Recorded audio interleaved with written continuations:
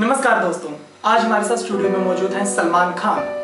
सलमान खान का नाम सुनते ही हमारे जहन में कई हिट फिल्म्स आती हैं, जैसे दबंग, रेडी, वांटेड। लेकिन जो सलमान खान आज हमारे साथ यहाँ पर मौजूद हैं, वो अपने ही स्टाइल में रेडी हैं, अपने ही स्टाइल में दबंग हैं और अपने स्टाइल में वांटेड भी हैं। तो आइए उनके साथ थोड़ी गुफ्तगू की जाए। अस्सलाम वालेकुम जी, मेरा नाम सलमान साहुद्दीन खान है। मेरी उम्र 17 साल है। तो सलमान, आप अपने बारे में हमारे दर्शकों को कुछ बताइए और ये भी बताइए कि ऐसी कौन सी चीज थी जो आपको अपना गांव छोड़कर दिलवालों के शहर दिल्ली ले आई। आज से मैं 6 साल पहले मतलब कि गांव में रहता, छोटे से जिले के अंदर, जिसमें कि इतनी गरीबी थी। पापा का मतलब काम नहीं चलता था, काम इतना वो था कि मेरे को अपना पढ़ाई इतना मतलब कुछ देखा नहीं जाता था। इस कारण मैं एक शहर मतलब कहीं जाने की सोच रहा था कि घर से निकलूं बाहर। तो मैं जैसे गांव से भागकर आया हूँ, तो मैंने इतने बड़े शहर के अंदर आने के बाद मैंने ये देखा कि आया तो हूँ, इसमें करूँगा क्या। इतना अपने परिवार, अपनी फैमिली को सब कुछ छोड़ के आया हूँ, जिसमें कि मुझे एक अपने घर वालों की याद भी आ रही थी। मगर एक चीज़ कर रहा था, मैं जब आ गया हूँ शहर के अंदर कुछ करके जाऊँ आगे, जिससे कि गाँव में ऐसा हो कि हाँ कि लड़का गया भाग के कुछ करा है, कुछ आगे भी बढ़ने गया। तो इस कारण मैं जब गाँव में जब यहाँ पर आया शहर के अंदर, तो मैंने देखा कि यहाँ पर हर तरह के इंसान हैं। हर मतलब ऐसे इंसान है कि अगर मैं चाहता तो मैं अपना भविष्य गलत भी कर सकता हूँ। मगर मैंने इस तरह से मैं जब आया तो इधर एक काम देखा था मैंने, तो मैं एक छोटे से काम में बहुत मन लगाया था, इसमें कि मेरे को इतने शाबाशी दी तो तुम अच्छा काम कर सकते हो बेटा, आगे बढ़ सकते हो। तो उससे आगे मैंने सोचा शायद इसने थोड़ी सी आगे बढ़ गई, तो मैंने और आगे बढ़ने की कोशिश करी। ऐसे धीरे धीरे मैंने यही मतलब गाँव मुझे बहुत अच्छा नहीं लगा था। बस गाँव में तो आपकी पूरी लुंडईबाजी होती थी। जब आपको अपना गांव छोड़कर दिल्ली जैसे शहर में आना पड़ा, तब आपकी दिनचर्या कैसी रहती थी? मैं पहले जब आया था दिल्ली में पहली बार, तो मैंने 2.5 महीने मतलब कि फुटपाथ पे गुजारा था। उसके बाद मुझे परमानेंट एक काम मिला मुझे कि सरदार की दुकान पे था। तो वहाँ पर जब मैं गया था, मैंने अंकल से पूछा, अंकल मुझे काम मिल जाएगा? तो उन्होंने कहा हाँ बेटा मिल सकता है, आप काम कर सकते हो। मैंने अंकल जी करेंगे। तो उन्होंने जब काम की कहा तो मैं काम करा। तो एक काम करने के बाद फिर जब मेरे को काम लगा तो मेरे दिल में ये गया कि मैं एक अच्छी जगह काम पे लग गया हूँ।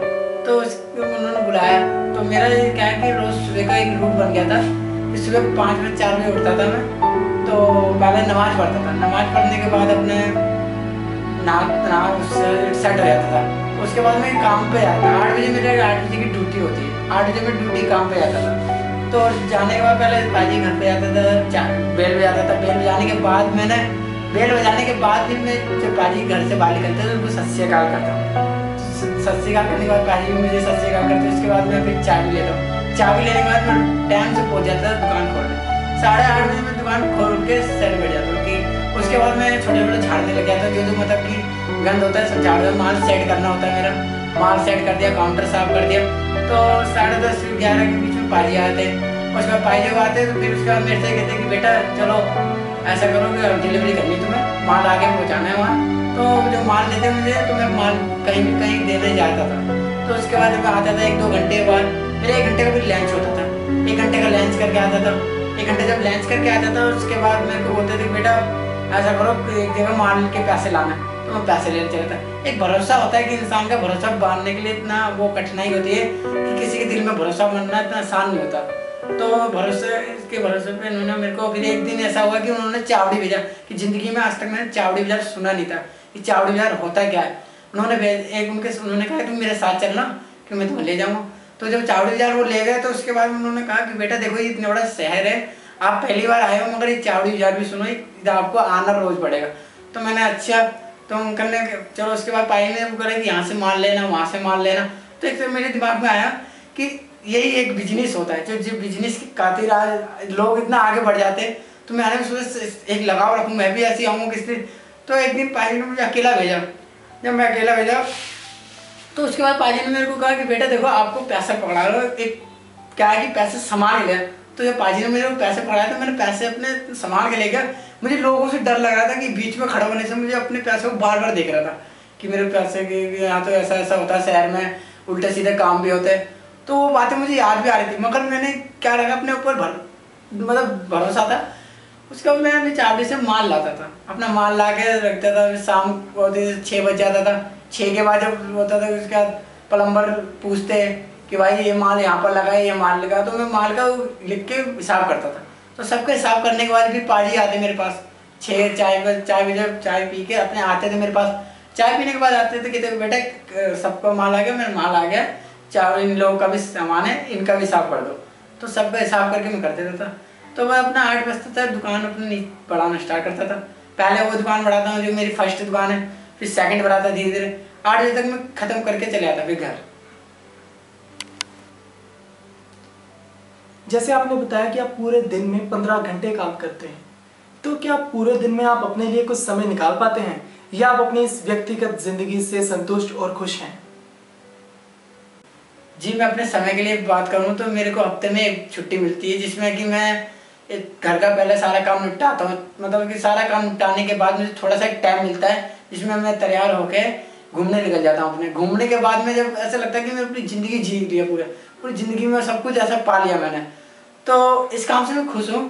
तो मुझे इस काम से एक ये मिला है कि छोटे से लेकर बड़े लोगों से मुझे बात करने का मौका मिला है। तो इस काम से अच्छा भी लगा मुझे और मैं इस काम से बहुत ही खुश हूँ, इतना खुश हूँ कि मैं बता नहीं सकता। सलमान, आप अब हमें ये बताइए कि आपको ऐसा लगता है समाज में जगह बनाते बनाते आपने अपना बचपन, जो हर एक व्यक्ति की जिंदगी का बहुत अनमोल हिस्सा होता है, आपने अपना बचपन कहीं ना कहीं खो दिया है? जी, मैं अपना बचपना ऐसा लगता है कि पीछे छोड़ गया हूँ। किसी बच्चे को देखता हूँ ना ये पढ़ते हुए, तो ऐसा लगता है कि शायद मैं भी कुछ टाइम ऐसा था कि जिसमें पढ़ता था मैं, तो थोड़ा सा अफसोस होता था। मगर क्या करें, इतनी मजबूरी थी कि मुझसे अपना घर का सब कुछ देखा नहीं गया, तो इसी कारण मैं पढ़ाई छोड़ के आज मैं इस काम पे आ गया। मगर इस काम से मुझे और मतलब आगे बढ़ने की उम्मीद मिली है कि जिसमें मैं काम करने की उम्मीद तो रखी है, मगर कभी कभी इतना ऐसा लगता है कि बचपना एक ऐसा था कि जिसमें हंसी खुशी और गम का कोई पता नहीं था, जिसमें खुशी खुशी थी। तो आज मैं इस दौर पे जब पहुंचा तो मुझे गम का भी एक एहसास हुआ है, गम होती क्या चीज़ है, जिसमें है कि लोगों का दुख, परेशानी और अच्छाई बुराई। तो इस कारण मैं समझ गया हूँ कि इस दुनिया में जो भी है एक नहीं है, सब अलग अलग है, कि मतलब कि बुरा भला कैसा भी सब काटा मैंने।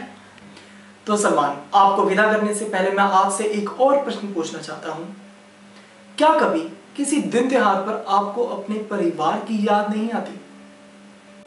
जी, माँ बाप की याद तो रोज आती है, मगर एक त्योहार आता है रक्षाबंधन, जिसमें कि बहन की इतनी याद आती है कि गांव जाने का मन भी करता है। और खासकर एक ईद आती है जिसमें माँ बाप की इतनी याद आती है कि जाने का तो बहुत मन करता है, मगर क्या है कि एक जितने बड़े शहर के अंदर आ ही गया हूँ मैं, जब कुछ कमाने ही आया हूँ, तो मैं पीछे मुड़ने की कोशिश नहीं करता कि पीछे मुड़ के देखूँ।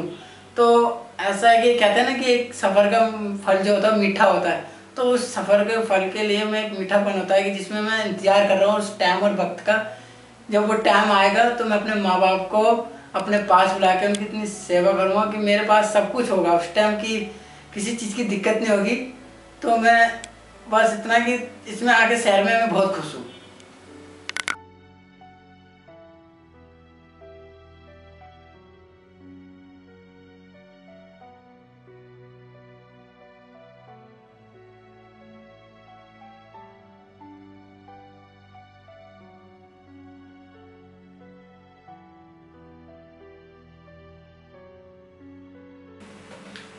तो दोस्तों, ये थे हमारे साथ सलमान खान, जिनकी पूरी जिंदगी के बारे में हमने उनसे जाना। अब समय है आपसे विदा लेने का।